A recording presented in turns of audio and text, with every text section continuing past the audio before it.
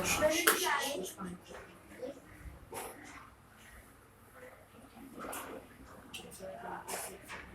Back class. अब चलते हैं बेटा हमारे Q2 वर्ड प्रॉब्लम की ओर। अब मैं इसे वर्ड प्रॉब्लम इसीलिए कह रहा हूं बच्चे, क्योंकि यहां पर आपको सिर्फ और सिर्फ क्वेश्चन लिखित रूप में इन राइटिंग दिया हुआ है। आपको फिगर ड्रॉ करना है, वैल्यूज को सब्स्टिट्यूट करना है, और जो भी साइड का लेंथ नहीं दिया रहेगा वो आपको ही फाइंड करना है। It is not like your previous 3 sums जहां पर फिगर ड्रॉ किया हुआ था। नाउ अगर आप क्वेश्चन को रीड करो which is on page number 90, आप स्टार्टिंग में ही देखोगे in the right angled triangle. उन्होंने क्या वर्ड का इस्तेमाल किया है? Right angled. तो इट इज कंपल्सरी कि सबसे पहले मैं एक राइट एंगल्ड ट्रायंगल बनाऊंगा।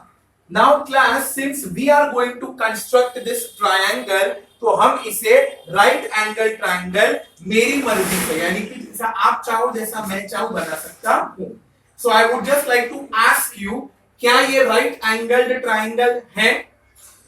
If you say yes, so आपको अभी तक कंसेप्ट क्लियर नहीं है, and if you say no, तो आपका कंसेप्ट क्लियर है। Because जब तक right angle का साइन नहीं होगा ना बेटा, ये सिर्फ एक ऑर्डिनरी ट्रायंगल था, अब ये बना है राइट एंगल्ड ट्रायंगल। करेक्ट? और इसका नेमिंग कैसे देना है? मेजर एंगल P जिधर होगा वहां पर 90 डिग्री लिखना पड़ेगा।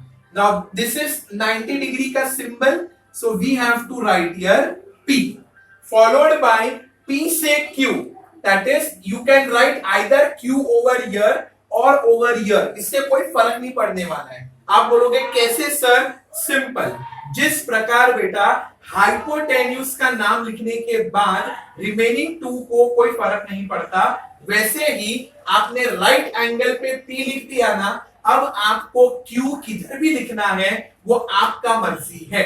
Because in the text book they had written measure angle P is equals to 90 degree. तो 90 डिग्री के जगह पे हम क्या लिखेंगे? P। Let me write Q over here and Q will become your 24 centimetre. Then PR, PR कितना दिया है आपको? PR दिया गया है 10 centimetre. And now we are suppose to calculate RQ। हमें फाइंड करना है RQ। करेक्ट? अब RQ क्या है बेटा? ध्यान से देखो, RQ is right opposite to right angle, इसीलिए RQ बन जाएगा आपके और मेरे लिए हाइपोटेन्यूज। करेक्ट? अगर आपने कोई ऑर्डिनरी ट्रायंगल बनाया होता ना बेटा, तो आपका आंसर रॉन्ग आएगा ही, बिकॉज आपको पता ही नहीं चलेगा कि हाइपोटेन्यूज कौन है, वन साइड कौन है, अदर साइड कौन है। क्लियर? सो अब यहां से जैसे हम लोग पहले सॉल्व करते थे, सेम पैटर्न में सॉल्व करेंगे। So after writing this, that is drawing the figure, leave a line in right angled triangle PQR, comma, length, segment PQ, length, segment QR, and then length segment RP is equals to, अब सबसे पहले नाम लिखा है मैंने PQ, so where is PQ? at the bottom and it is 24 centimetre. आपने note किया एक बात, प्रीवियस सम में उन्होंने कहीं पर भी नंबर के साथ सेंटीमीटर नहीं लिखा था, इसीलिए हमने तीनों सम में लिखा था यूनिट्स। यहां पर उन्होंने सामने से बोला है 24 सेंटीमीटर, इसीलिए I will be writing here 24 centimetre. Then you have QR, where is QR? QR is your hypotenuse, that is question mark centimeter, and then you have RP. RP is 10 centimeter. Correct?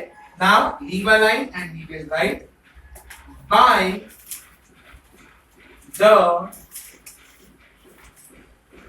theorem of Pythagoras, comma,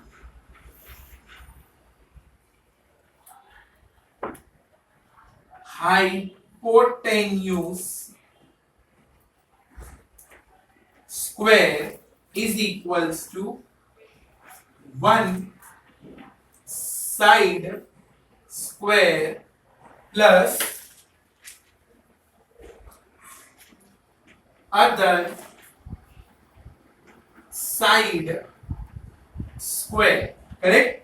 अब बेटा इसी फॉर्मूले के नीचे you will leave a line and continue.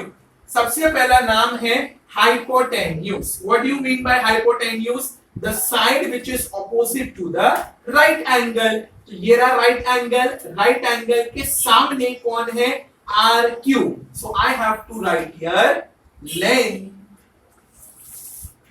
segment RQ is equal, sorry, RQ square, that is your hypotenuse. अब इसके बाद बेटा दो साइड बचती है, that is PQ and RP.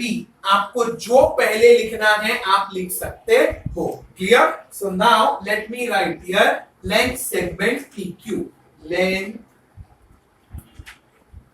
segment PQ square plus length segment RP square.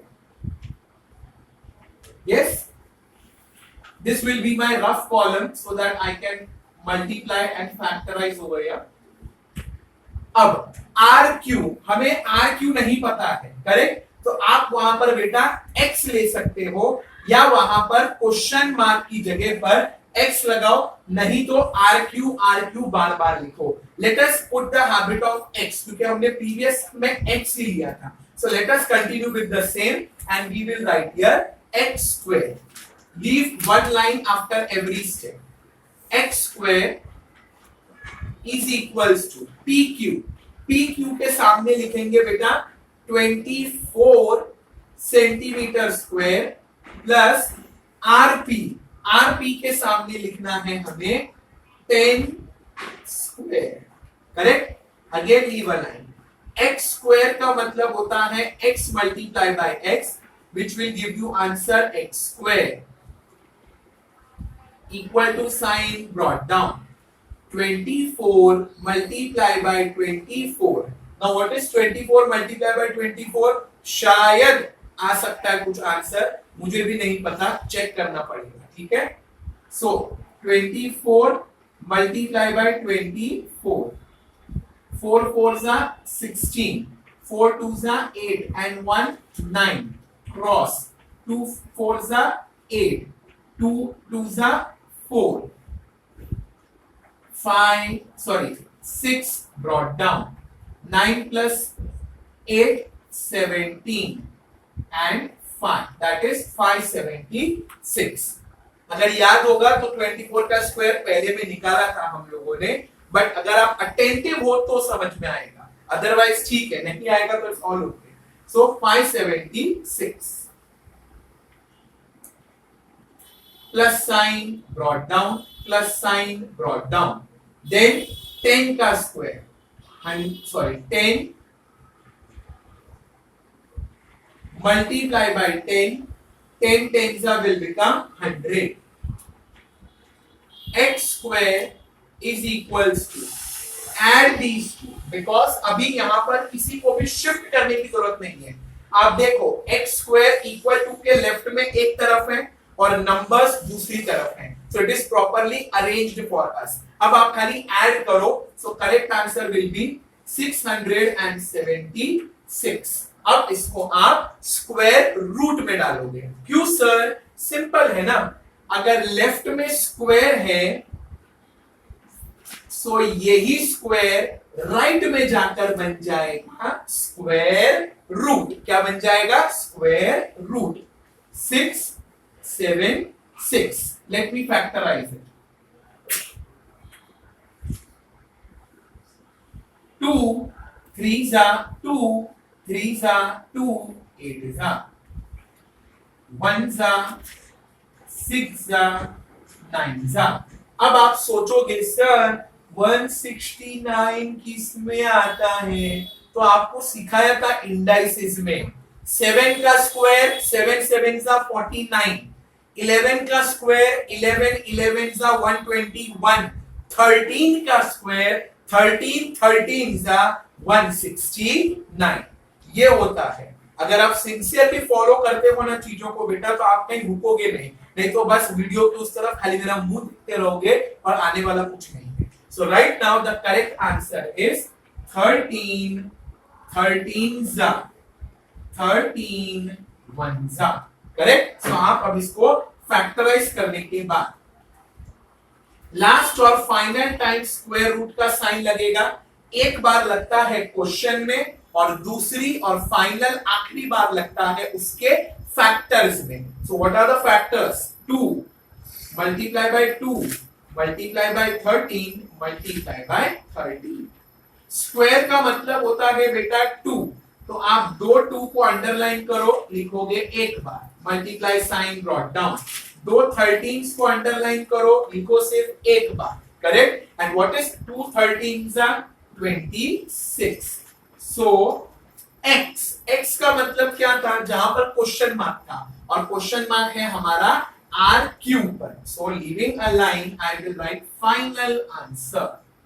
Final answer will be length segment QR